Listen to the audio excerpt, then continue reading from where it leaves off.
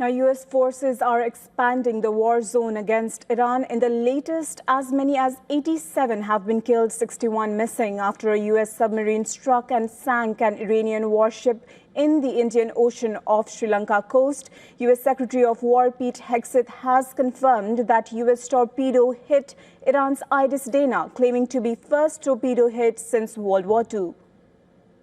An American submarine sunk an Iranian warship that thought it was safe in international waters. Instead, it was sunk by a torpedo. Quiet death. The first sinking of an enemy ship by a torpedo since World War II. When it was attacked, the Iranian frigate was sailing just outside Sri Lanka's territorial waters. Sri Lanka's Deputy Foreign Minister has confirmed that the 180-crew frigate issued a distressed call during the early hours of March 4th, prompting Sri Lankan Navy to launch rescue operations. Now, so far, 32 sailors with critical injuries have been rescued. Sri Lanka's Defence Ministry said search operations are underway for the remaining crew of the IRIS Dena. Also, according to Sri Lanka's Foreign Minister, IRIS Dena sank 40 kilometers south of Sri Lankan coast. So, being a maritime nation and as per the conventions in the search and rescue and the UNCLOS, we are obliged to respond any of distress out at sea, whether it is a ship, fishing vessel, or fishing craft, or the aircraft. We are the first responders. So Navy, along with the Coast Guard and the Air Force, we responded positively and swiftly, and we could able to rescue 32 survivors, and still we are doing the search and rescue operation in the particular area. Now, it is learned that there were 3 Iran warships operating in the area. One of these warships has taken refuge at the Colombo port. And in fact, the ship which has been sunk by US is the same Iranian vessel which participated in an Indian exercise weeks ago.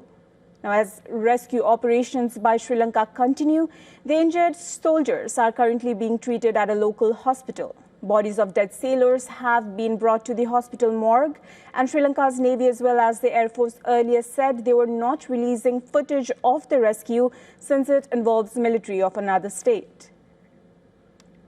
We earlier spoke to Yusuf Jalali, who is a journalist based in Tehran. This is what he told us on the latest attacks and counterattacks being launched to and from Iran.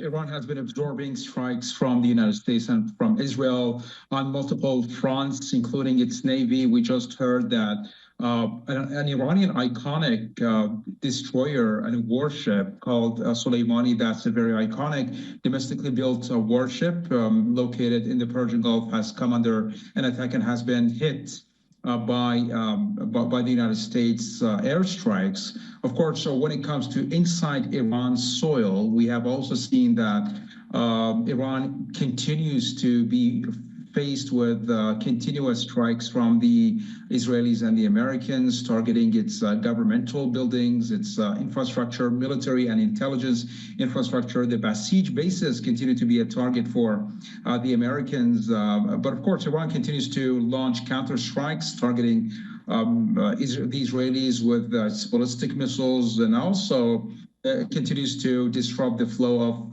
oil shipment and transit through the Persian Gulf and through the Strait of Hormuz.